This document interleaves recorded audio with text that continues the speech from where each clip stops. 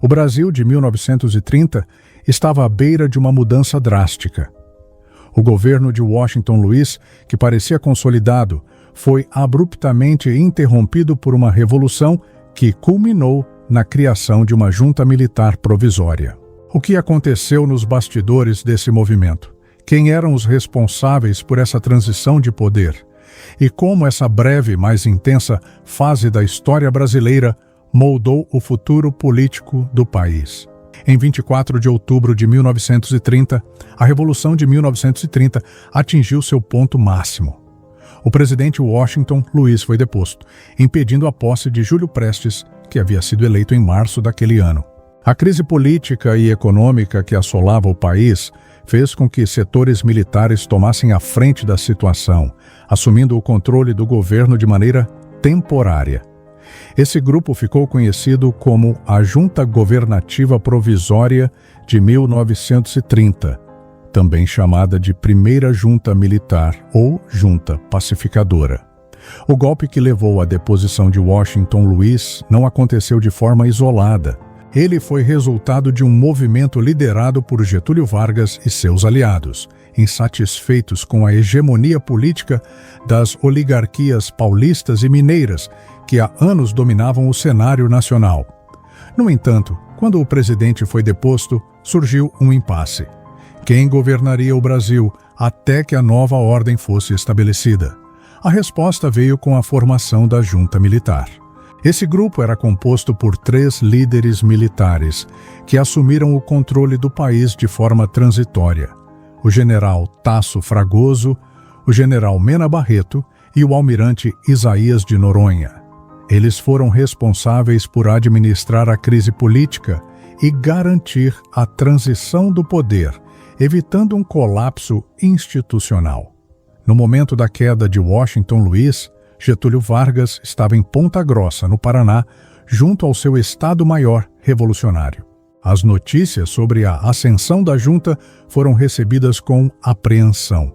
Muitos temiam que os militares não entregassem o poder aos revoltosos e, em vez disso, mantivessem um governo militar de longo prazo.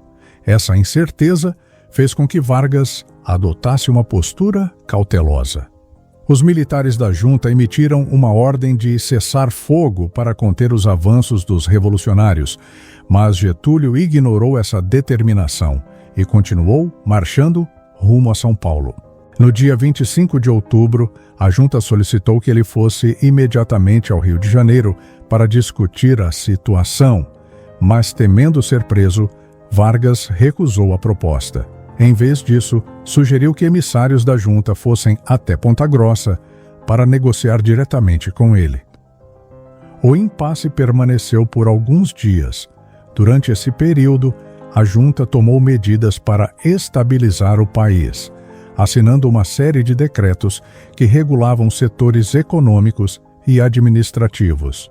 Entre os atos mais notáveis, destaca-se o decreto que suspendeu a exigibilidade de obrigações financeiras e renegociou contratos bancários, visando evitar um colapso econômico.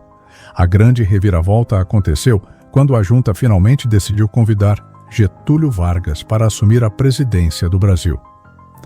Essa decisão marcou o fim do curto governo militar e o início do governo provisório de Vargas, no dia 3 de novembro de 1930. A Junta Governativa Provisória de 1930 teve um período de governo extremamente curto, mas isso não impediu seus integrantes de tomarem decisões cruciais para a estabilidade do país. Durante os dias em que estiveram no poder, assinaram 9 decretos fundamentais, todos com o objetivo de conter o caos político e econômico que ameaçava o Brasil naquele momento. Entre os primeiros atos da junta estava a revogação da prorrogação do feriado decretado por Washington Luiz. No auge da Revolução, o então presidente havia determinado que os feriados se estendessem até o final de novembro, uma tentativa desesperada de conter os desdobramentos do conflito. No entanto, com a nova administração militar, essa decisão foi cancelada pelo decreto número 19.385, que também suspendeu por 30 dias a cobrança de contratos financeiros, empréstimos hipotecários e juros de dívidas pagáveis em todo o território nacional. Essa medida visava dar um fôlego à economia, evitando uma crise financeira ainda maior.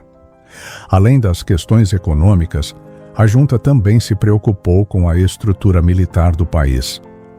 Um dos primeiros decretos assinados foi o de número 19.387, que permitia que bancos nacionais e estrangeiros realizassem operações financeiras normalmente, mas mantinha a exclusividade do Banco do Brasil na compra de letras de exportação. Esse controle financeiro foi uma estratégia para evitar o colapso do sistema bancário em um momento de extrema instabilidade. Outro decreto importante foi o de número 19.386, que determinava o fim da ocupação da Rede Sul Mineira de Viação, uma ferrovia estratégica que estava sob controle direto da Inspetoria Federal de Estradas. Essa decisão visava restabelecer o funcionamento normal da malha ferroviária e garantir o transporte de mercadorias e pessoas sem interferência governamental. A junta também tomou medidas voltadas à área de saúde pública. O último decreto assinado abriu um crédito extraordinário de 1.600 contos de réis para que o Departamento Nacional de Saúde Pública pudesse continuar os serviços de combate à malária, uma doença que assolava diversas regiões do Brasil na época. Mas enquanto a junta tomava essas decisões para estabilizar o país, Getúlio Vargas continuava sua marcha rumo ao poder. Mesmo após receber o convite oficial para assumir a presidência, ele se manteve cauteloso, preferindo garantir que sua chegada ao Rio de Janeiro fosse feita em condições seguras. Seu receio não era infundado.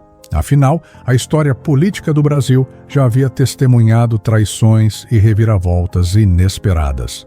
No entanto, no dia 3 de novembro de 1930, Vargas finalmente assumiu a presidência, inaugurando o governo provisório que moldaria o futuro político do Brasil.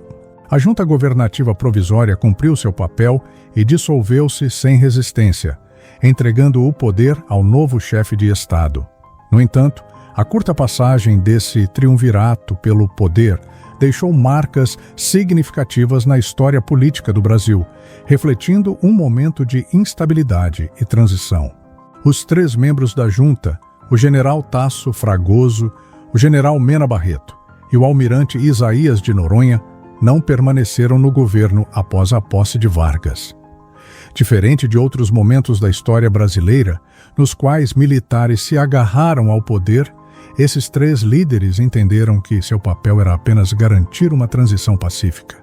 Assim, após pouco mais de uma semana no comando do país, retornaram às suas funções militares. O general Tasso Fragoso, que teve um papel central na deposição de Washington Luiz e na negociação para a posse de Vargas, manteve sua trajetória como uma figura respeitada no meio militar.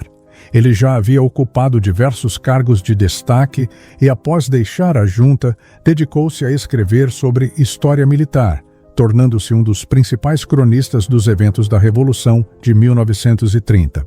O general Mena Barreto, outro membro da junta, seguiu um caminho semelhante, mantendo-se afastado da política após a transição.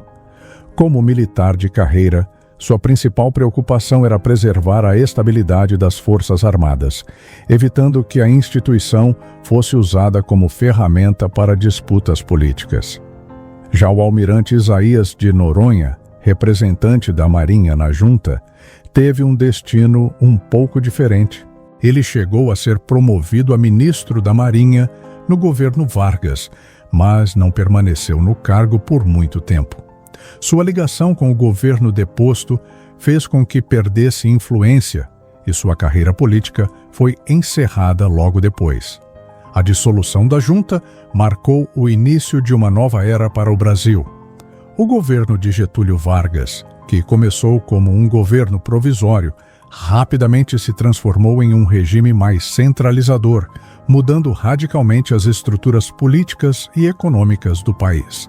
A Constituição de 1934 Trouxe reformas significativas, mas foi apenas um passo para o golpe que consolidaria o Estado Novo em 1937, garantindo a Vargas um poder ainda maior. Ao olhar para esse período, fica claro que a Junta Governativa Provisória de 1930 foi uma peça fundamental na transição de um Brasil dominado pelas oligarquias para um país onde o governo central tinha um poder muito mais forte. Suas decisões, mesmo que tomadas em poucos dias, ajudaram a evitar um colapso institucional e garantiram que a Revolução chegasse ao seu objetivo principal: impedir a continuidade da República Velha e abrir caminho para um novo modelo de governo. Mas a história não para por aí. Os eventos de 1930 ainda influenciariam o Brasil por décadas, moldando o cenário político e econômico do país. Se você assistiu até aqui, diga nos comentários o que achou dessa história. Inscreva-se no canal Rádio Miura, ative o sininho para não perder nenhum vídeo e compartilhe esse conteúdo com quem se interessa pela história do Brasil. Até a próxima!